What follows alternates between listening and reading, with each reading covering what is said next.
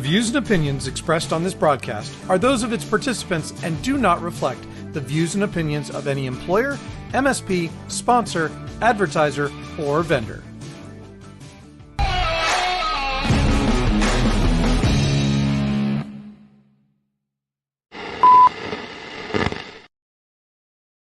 Hey everybody, welcome back to another edition of All Things MSP Live. Of course, tonight, I think you've probably seen, what we're going to cover. We're going to cover one of the new events in the channel. This is their second year, and from what I've heard, it's a very, very good show. So I can't wait to hear all the great things that happened about it, but a couple of things that I want to go over first. And actually, before I do that, let's hear from a couple of our sponsors. Elevate your IT managed service provider business with SuperOps, the all-in-one platform that integrates RMM and PSA. Powered by AI-driven insights and automation, SuperOps helps you stay ahead, streamline operations, and boost efficiency. Are you ready for operational excellence? Find out more at atmsp.link/SuperOps. If you're struggling with the complexity of Microsoft 365 deployment, management, and automation, it's time to check out CoreView. Created by MSPs for MSPs like you, they help you with the end-to-end Microsoft 365 administration from the moment you set up a new tenant. Packed with things like unified visibility and control of all your tenants from a single UI, to powerful no-code automation engine, baseline tenant configurations, drift remediation, and much more, you can supercharge your productivity and do even the most time-consuming tasks with just one click. Work effortlessly and deliver best practices to your customers today with CoreView. To learn more, visit atmsp.link/CoreView. All right, everybody, welcome back to All Things MSP Live. Of course, tonight, great group of people here tonight. I think it's going to be a lively conversation, and I can't wait to hear about all the things that happened at CanITCon. But a couple of things first. Number one, we did release the 2 episodes of the Sales Funnels Masterclass with Tim Coach last week. So if you haven't had a chance to take a look at those, head on over to the YouTube channel and check those out. And while you're there, go ahead and subscribe because we have more masterclasses coming up. And of course, if you miss any live streams or any podcasts, you can catch up on them there. Speaking of podcasts, we did a podcast this week, and this week's podcast was about how small MSPs are still and are going to still be in the future very, very relevant. So check that out. I think it's probably very common to see a lot of news about large MSPs lately, but I think we make some compelling arguments for why small MSPs will remain extremely relevant over the next couple of years. Also want to remind everybody that All Things MSP will be at IT Nation Connect, and we do have a discount code. So if you're going to IT Nation Connect and you have not registered yet, you can go ahead and use the code AllThingsMSP250 to get $250 off of your registration. And then, of course, no Wednesday night would be complete without Uncle Marv.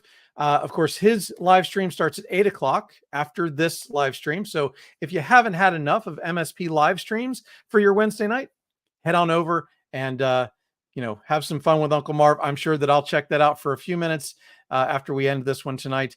Always a great conversation with Uncle Marv. All right. So like I said, tonight we are talking about CanITCon. A lot of great speakers at this event. And from the community itself, I've heard a lot of great feedback about this event. So I was like, why don't we just bring in the people who put on the event and then hear from a vendor that was at the event as well as an MSP. So tonight, let me get everybody up here. Try and add everybody to the stage. Oh, and, share the stage equally here. So, of course, we have Des Thomas dancing in the background from Compliance Scorecard. Des, how you doing? I am doing absolutely fantastic. I'm super excited to be here. And I'll apologize to anyone who's listening if you end up hearing the howling of the dogs. There's 5 dogs in the house right now, and they're having a howling competition. I don't know which one's winning, but I feel like they all want a chance to win. Oh, so much fun. And then, of course, Trevor Thomas, your partner in crime there, who also helped out with CanITCon this year. Trevor. Good to see you, Eric. You didn't have to lie to people and tell them that there was good people on this. I mean, there's a couple good people, but I'm here as well, so it's fine. It's fine. Small white lies. It's good.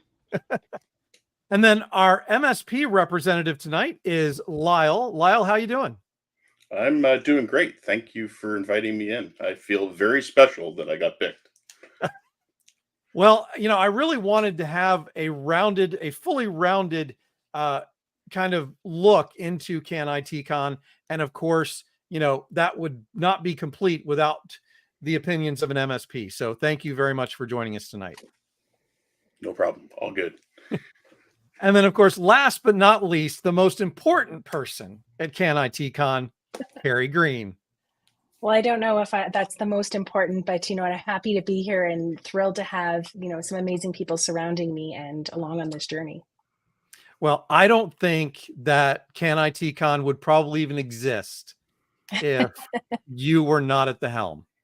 There were a few of us minds that, put things together, and, we really kind of stopped and thought about where are the events in Canada and how do we make sure that we can all be better together and grow together. And there really wasn't much to offer. So here comes CanITCon.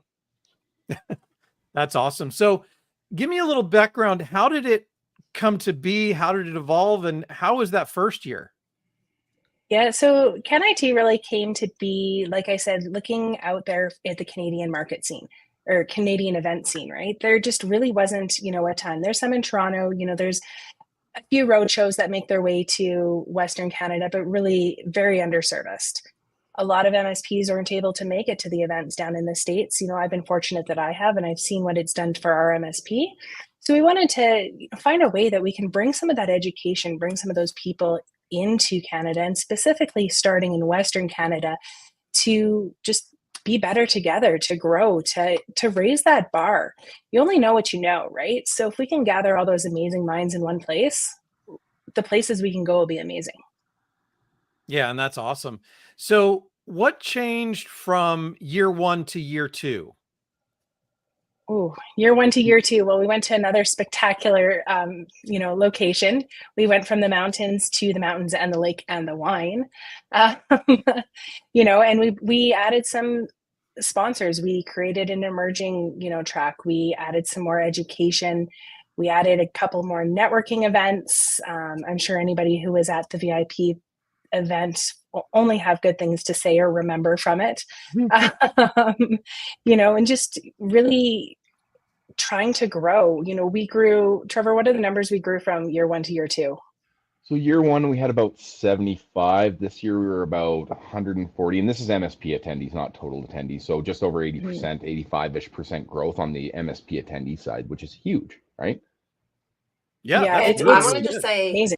From the vendor perspective, I think there was a reason from this. Like, the first event, I was not a vendor at the first CanITCon. I got the lovely opportunity to speak on a WIT panel and was super stoked for it. This year, I got really excited. Compliance Scorecard was a vendor that got to attend. And it's really funny because for compliance, a lot of the conversation is you don't want to work in Canada because Canadians don't believe in compliance, which is an entire different conversation. Lyle can speak to you however way. I have no idea what you're saying. No. But it was amazing. The number of vendors that I spoke to, I know Trevor was a big part of that, but the growth from the vendors, people were chomping at the bit to attend this event because the conversations that happened the first year and the conversations that came out of the event, almost every vendor that I talked to saw a really good ROI. And so when they wanted to start talking about coming to the second event, the MSPs were talking, we had American MSPs fly in to Kelowna. And I don't know if you know how hard it is to get to Kelowna, but it's not the most, like, if you have to fly, it's at least 2 stops, if not 3 for some people. And so it was a big jump for a lot of people, but they were chomping at the bit, and they wanted to attend because of the conversations and knowing that there was a huge chunk of the MSP market in Canada that they've never even seen because they don't go to the US to attend events. Like Carrie was saying. Mm-hmm. Yeah. And I think it was interesting because I did hear a little bit, I won't even call it rumbling, just a little bit of surprise that the location was a little harder to get to than your normal location. But then I heard such great things about the location itself. Hey, we didn't have an hour and a half drive from the airport this year. Last year it was an hour and a half drive, but once you got there, I mean, it was spectacular. And not one person complained once they were in location. However, we took that feedback. Every piece of feedback is good feedback, right? And we said, okay, well, where can we go that's closer to an airport? Now we're 20 minutes from the airport. You just got to stop a couple times to get to that airport. Yeah. But Carrie, I was going to say, I guarantee you the same people are like, okay, should we do an event in New York? And we'll do it in New Jersey because the airport's right there. And then everyone there is like, I don't want to go to New Jersey. That just sucks. Yeah, don't go there. And look, I can chime in. So we're from Toronto. We actually got to Kelowna on one flight. Now, we were supposed to get there a lot earlier in the day, but airlines have problems. No problem. But to get to that location and see that location, we live on a flat part of Toronto, right? So to see what that actually was, and the then to be invited to the VIP thing and just see what BC and the rest of Canada has to offer, and hear from some of the experts that don't necessarily show up. Now, Todd did show up. He's from Nanaimo. It's just, that's the benefit of pulling it out of not having it in a Toronto, or not having it in an Ottawa or something like that, and putting it out on the West Coast. Yeah. I don't know if I'd want to have an event in Ottawa. I spent way too much time in Ottawa at one point in time. But Lyle, was this your first or second time at CanITCon? This was my first. It was done as, I don't know, Carrie, will we call it an emergency? How quickly can we get there? A call was put in to get some passes and to help our friends out, and they answered the call, and they were here before everything started, and added tremendous value to the event by being there. So yeah, we were at another event, we won't mention it, in Toronto 2 weeks before. I was sitting next to some guy named Rob, Ray. Yeah, I don't know. Never heard of him. Nobody knows who this guy is.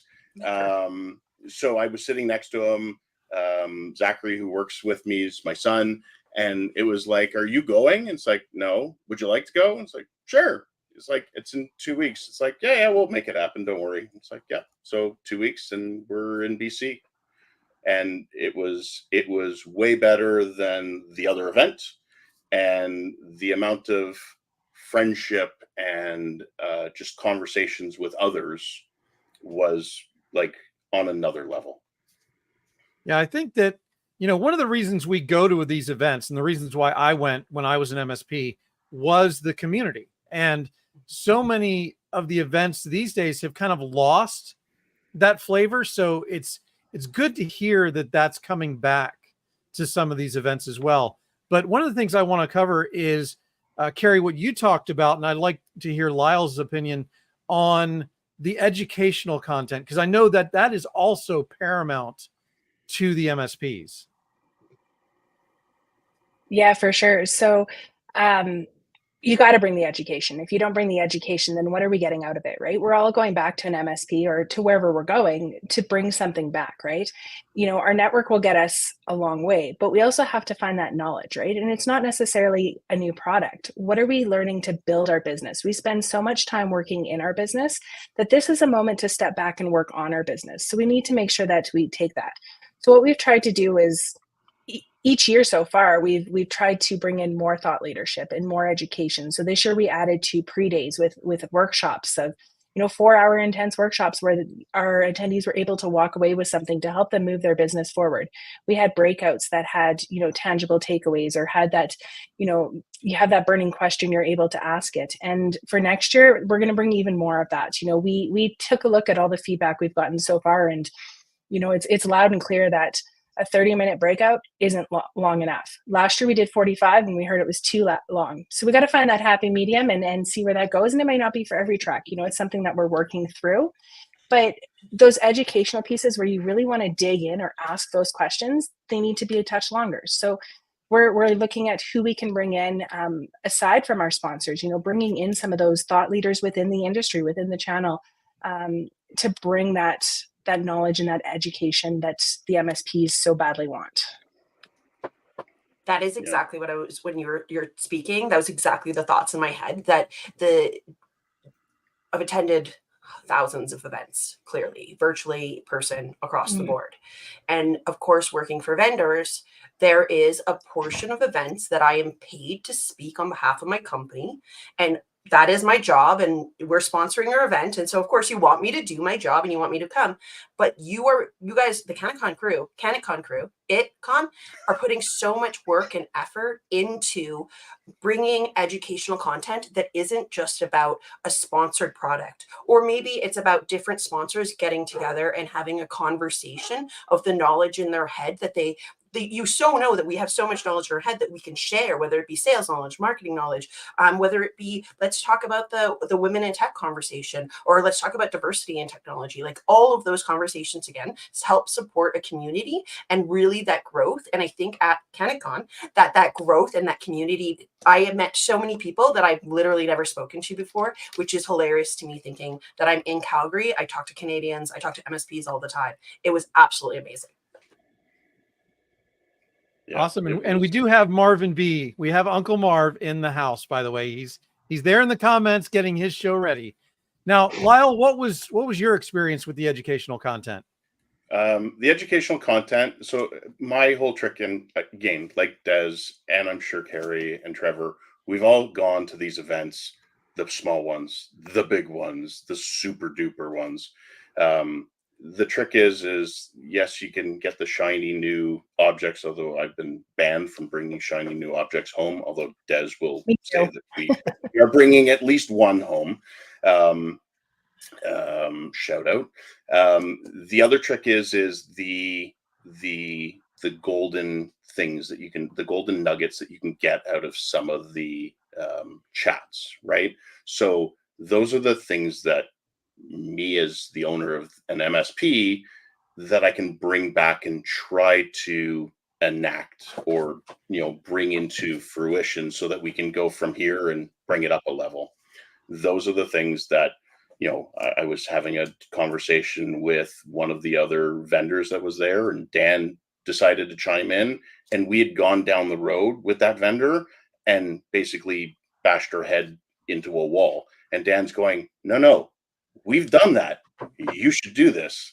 Right. And that's one of those ones that has taken Carrie and Dan's business to that next level. So those are the types of things that I didn't even expect that going into it. And it's like, all right, let's go down this road again and see what we can do to maybe take it over that next step. Yeah. Sorry, Eric. One thing I just want to chime in on, like the education piece here, is there were Canadian events, but dealing mostly with vendor relations, and they're like, well, what do we present about? Well, obviously you want to say thought leadership, but I'm like, also you need to make it relevant for the Canadian market. We might be, the US is top hat, but we do operate in a very different market, right? Where our population is very dispersed, right? It's mostly Toronto and Vancouver with a couple hotspots in between. And that drives really diverse markets, right? Whether you're in Winnipeg or Regina or some of these smaller cities, you face different challenges.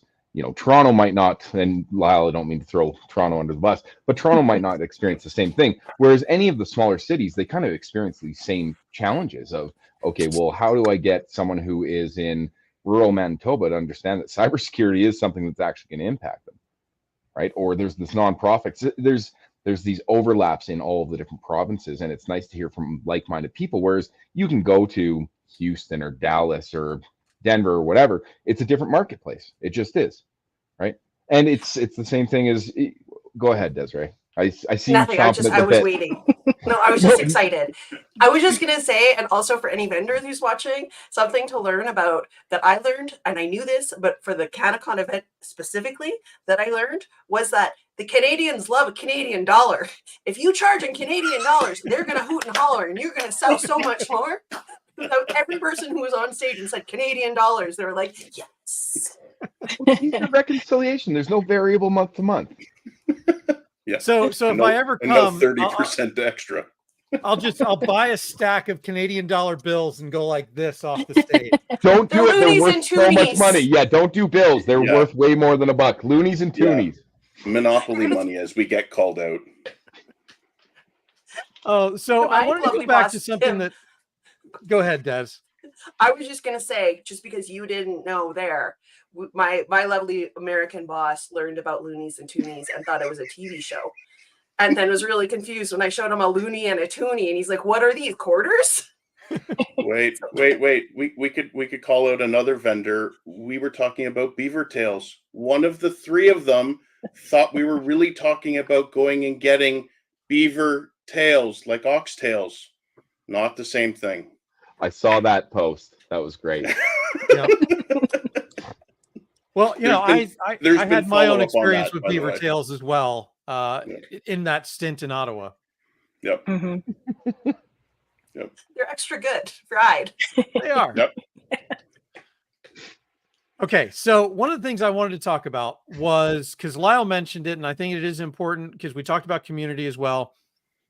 I wanted to find out, Trevor and Carrie, probably mostly from you, what did you guys do in setting up the conference to facilitate those hallway chats?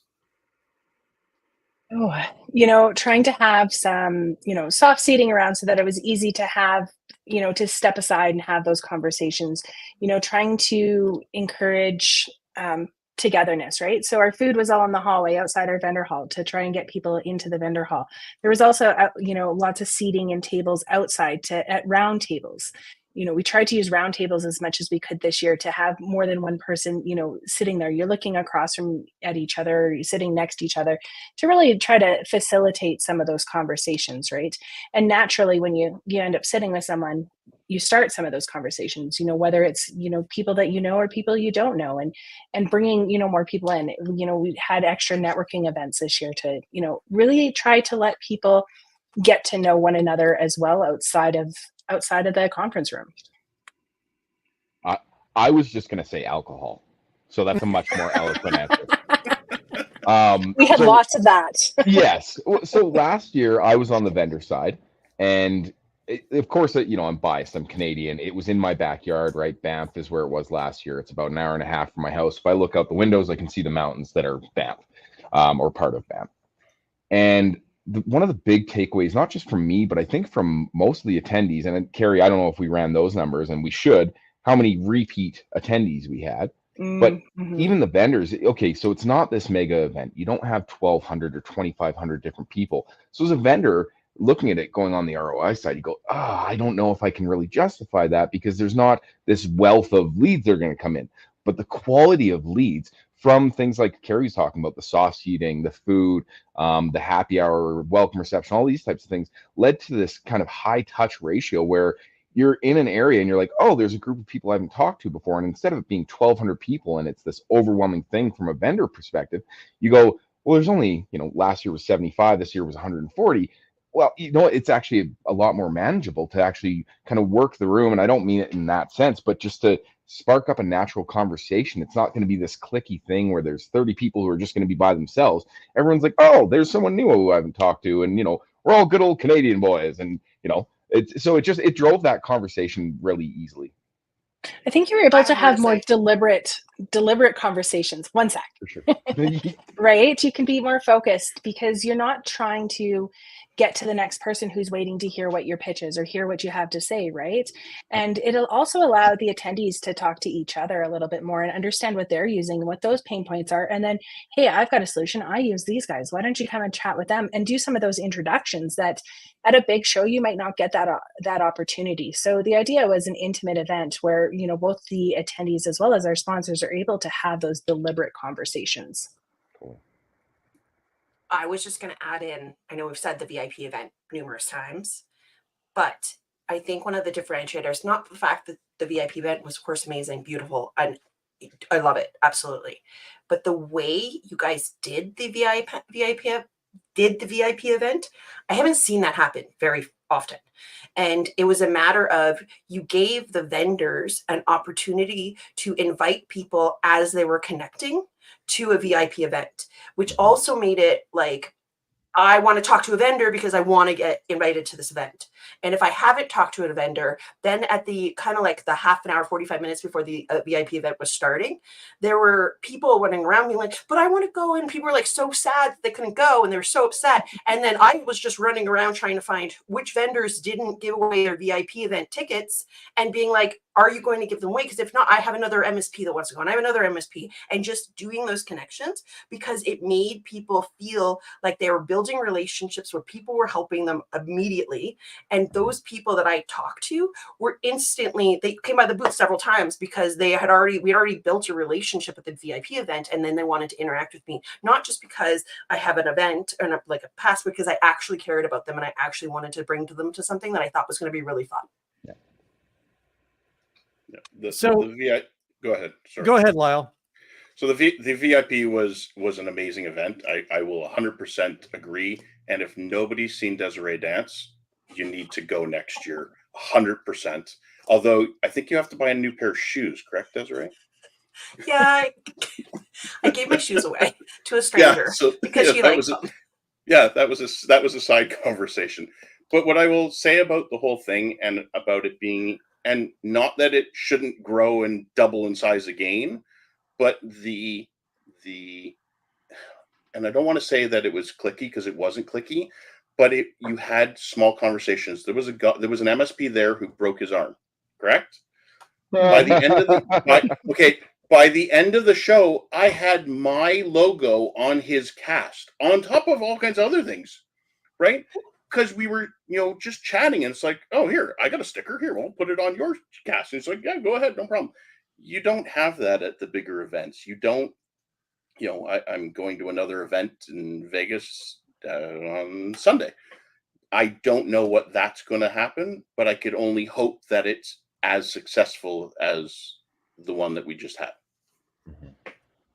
And I think there's an effect that happens at smaller shows where, yes, there's less attendees, but it can be much more effective because of the conversations, the type of conversations that you guys are talking about having, that you just can't achieve at one of the large shows.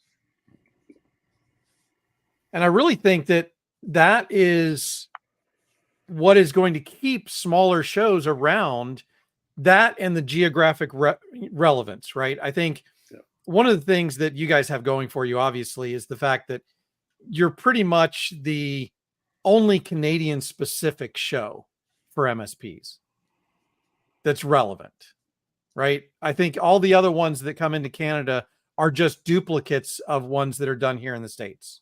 Or am I wrong? There are a couple other Canadian shows. There are some that are replications of the US shows. I don't think that there are any that are as focused on driving this kind of a community, a multi-day event, trying to bring in some of the bigger names in the community for speaking, doing the pre-day stuff.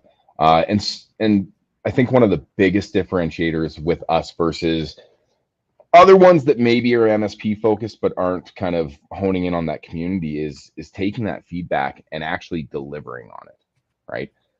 Last year, Carrie alluded to the breakout session lengths, right? We had multiple vendors and the start time, right? We had a 7 a.m. start time, and vendors and attendees, more so the vendors, and I was one of them, being like, 7 a.m.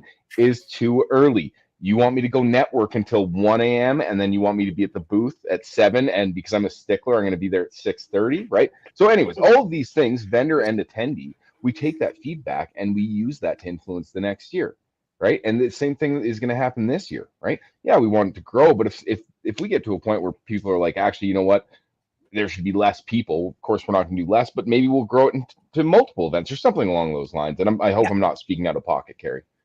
No, I think you pretty much know the roadmap as well as I do at this point. So, there's no feedback that isn't good feedback. So anything can, be given and considered, and there's always room for improvement. We want to be what the MSPs want. We're not just doing this for us. We're doing this for the community, right? So if there's something you want to see, let me know.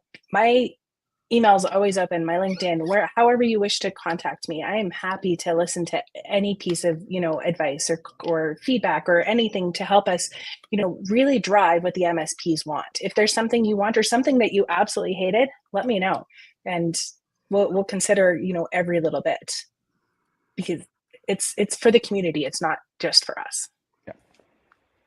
Yeah, I think that's kind of one of the things that makes it a little bit different, right? Because it's not born out of a vendor.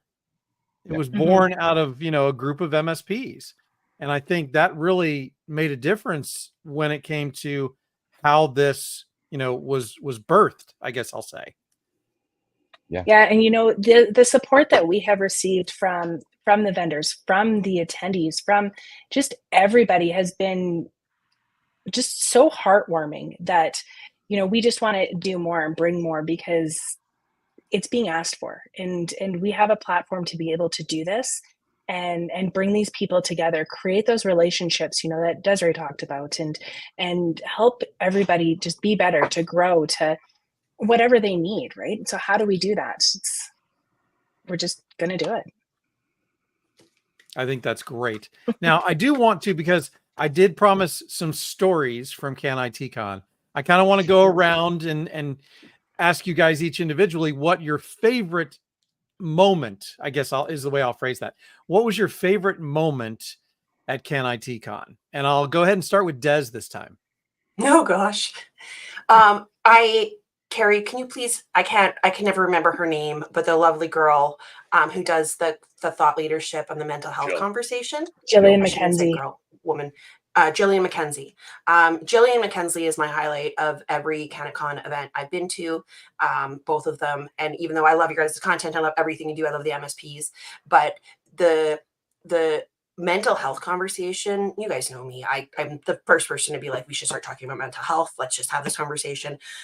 She is so powerful to watch. There's MSPs that are sitting in the room who don't have these conversations, who are worried about what are they going to do when they retire and they have nothing else going on in their lives, when they spend 20 hours a day working on their MSP and now they have 20 hours a day extra to not work on their MSP, and how do they work in life, and all of these conversations. I don't know if she'll be there next year. I hope so. I actually I adore her, but she's a highlight, and the CanITCon team putting the effort into that track and that awareness track of how do we support the community around us that isn't just marketing, sales, and everything else, I think is incredibly powerful and very, very much needed in the time and age that we're in. Well, Keith Nelson has joined the conversation. Exactly. I was wondering when the retirement thing was an option, but I didn't think it was.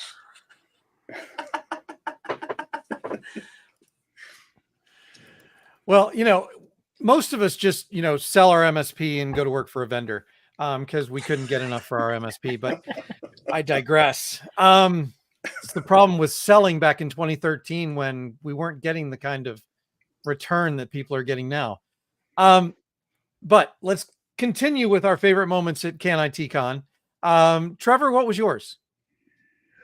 I think there was two moments that really stand out for me, and the networking was great. The after parties were great. The sessions were great. Again, I was kind of a rover, so I did a lot of vendor relations, and I was bouncing around to sessions, and I had my own session. So, I mean, that part was kind of chaotic. But the opening day, Monday morning, looking in there and seeing the room more than twice the size of last year, including all of the sponsors, was the thing that, and I did a fraction of the work compared to Carrie and the rest of the team, but this room is packed with MSPs. And we've been working on it in the background for almost a year, right? And pretty intensely for the last 3 to 4 months, right? It's kind of this exponential curve. So that was just this kind of moment for me. And then the end of day 2, right? When we're like, okay, we don't have to worry about mics. We don't have to worry about people getting their presentations in. We don't have to worry about any of the background stuff. It's all kind of done. And we didn't have any major fires. There wasn't anything horrible or drama or anything like that, and we're okay, we've done it, right? Year 2 is in the books, and it was better than the first year. I think it's one of those two, the very beginning or the very end, were both the highlights for me. Yeah, you can never discount the lack of drama That's always a great thing. Well, it happens at events where you hear of, and sometimes it's extraneous. I think there was some small drama that happened, but it was very short-lived. But that wasn't part of our show. We always are like, is it one of us? Is it one of our attendees or one of our sponsors? Which you can't really account for. But then there can also be other things. There could be mics that blow up in the middle of the show, or your back end system isn't working, or and not to say that there weren't issues for some of the vendors. Some stuff just doesn't show up. Not that any of us as vendors have ever experienced that, where your booth just doesn't show up. But I mean, in the grand scheme of things, there was nothing that I think anyone can look back on the show, vendor or otherwise, or attendees, and say, you know what, I'm not going back because of that. Mm-hmm. Awesome. Well, we have Greg in the house, and he says MSP Process had an incredible time at CanITCon. So great testimonial there. Lyle, how about you? What was your favorite moment from CanITCon? Favorite moment? I don't know, other than getting called out by Rob Ray as I walk into a room saying, turn around, you saw this last week. And then literally getting talked out of the room. There were a bunch. That was one of them. My biggest takeaway was all of the, and I won't call them new friends, it was the amount of side conversations, whether it was at the breakfast table, the lunch table, the dinner table, of things that, you're looking at it this way. No, maybe you should look at it this way, and having another peer tell you and have that honest conversation. We're not competitors, but we're, whether he was smaller or bigger or whatever, but having that conversation and saying, do you need a hand? Okay, come on, we'll have a conversation now or later or whenever. And, having those conversations is my biggest takeaway. Yeah. And so important. That was one of the major reasons I went to events when I was an MSP, was because there was always somebody who had already been through what I was going through at the moment that I could talk to about how to get through it. Yeah. So Carrie, again, last but absolutely not least, what was your favorite moment? I have a couple, and they keep coming and going as listening to everybody else's, but it's my number one, really had to be # Team Carrie and CanITCon, just kicking butt there. Always Carrie. No, Team Dan. Sorry. And really picking that home. For anybody who doesn't know, Team Dan says the name incorrectly as CanITCon. Team Carrie, the correct way, is CanITCon. So, we took a poll of the audience, and it was very, very clear whose side was the winning side. So, that was my own personal victory, highlight of the event. But in all seriousness, really, it was standing back and just seeing everybody there. Everybody came together for a common goal, for the same reason. They want to learn, they want to do more, they want to be better. Seeing the community unfold and take its place, moving forward, and creating something special, it fills my bucket. That's awesome. So we only have a few minutes left. So looking forward into next year, what are some of the surprises you can maybe reveal about next year that will make people look forward to it? Next year we are maple syrup. Yeah, maybe we'll have maple syrup. Same great location. The venue was absolutely incredible to work with. The food was, I've attended a lot of events, and the food was pretty darn good at ours, I would say. As far as secrets, well, we are likely going to have another VIP party. We'll release more details on that soon. We're really in the throes of planning. So, secrets. I think you're just going to have to stay tuned. We'll have to have you back when you're ready to announce CanITCon for 2025. All right. So anything, I didn't get a chance, Des, to ask you from the vendor point of view. What was kind of the vendor point of view for this event? Because it is different, right? It's a different country, it's a different audience. So as a vendor, how did you have to treat this show? I know you're a native, but I know that you probably saw a lot of other vendors there who are not. So what's some advice you can give to some other vendors for next year? Definitely register. Just sign up and give them your money because you're going to get an ROI for the event. I'll just say that straight up because I believe in it. I would say I'm going to first talk to the next year's event because you guys kind of lead it off in that question. I'm not a part of the planning crew. I will support them however they need my help, but that's not what I do. But I am a part of knowing the feedback that they're taking back and how seriously they are taking it back. And I know that the vendors had some very important feedback. And so I'm really, really excited. I just want anyone knowing that they are taking the feedback. And I'm so excited to see what will happen next year. For Compliance Scorecard, we were a little bit nervous, like coming to this event. We're sponsoring an event in Canada. We're an American company. We don't have the Canadian dollar standing behind us. So Canadians are always going to be a little bit cranky with us from the get-go. But we had the busiest sessions when we were presenting, and everyone had great content. And that just is because the value of the content of the conversation was still there. And coming from the vendor perspective of events are changing. Eric, you said it to begin with, they are changing. Going to events is very costly. Going to an event, Lyle will be at the same event in Vegas. Next week, what a drink is what, $20 per drink?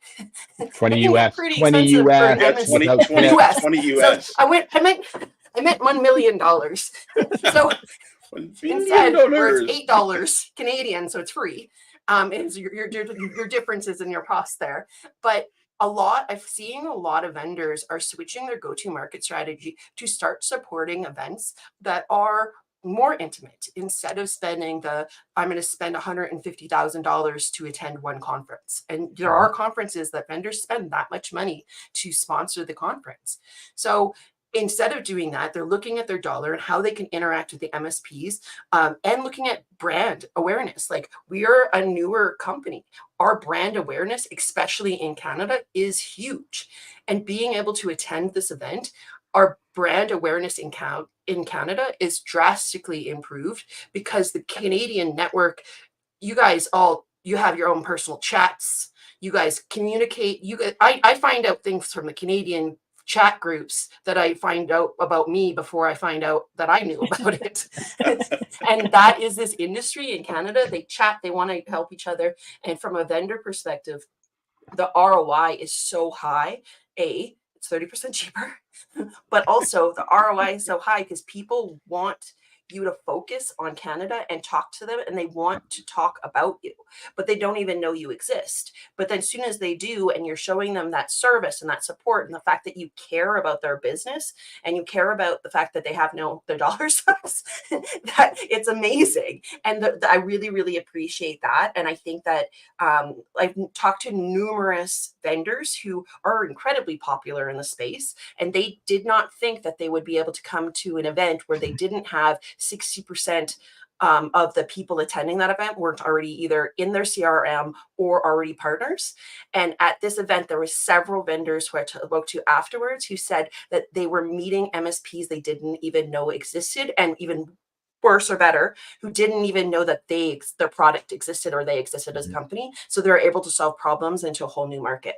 So no matter what, I do think that this event, and especially being in Canada, being in a beautiful location, having such good feedback, having the interactions, and then the constant growth that both Carrie and Dan and the whole CanITCon, I just can't change it. I can love Carrie, but Team Dan. But can't change it. It's just are looking to change and looking to grow. Next year is going to be like last year, absolutely amazing. Every person that I talked to said absolutely amazing things. This year, even better, especially because I brought sandwiches from Penticton, which were the best sandwiches ever. And then I can't wait till next year. It'll be fantastic.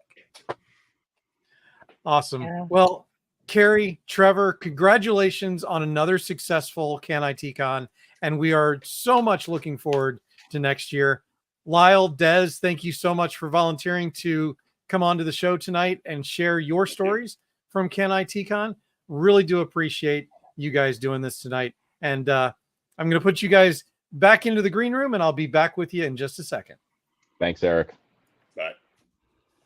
All right, everybody. Thanks so much for being here. I hope you got something out of this. I hope you get a chance to go to CanITCon next year. It was an amazing event from all areas that I've talked to, and really happy that this new event in the channel is really taking off as well as it is. So again, thanks for joining us tonight. Have a great evening. And if you have a chance, go check out Uncle Marv at 8 o'clock. You can catch him on YouTube and on LinkedIn, so check it out, and we'll see you later.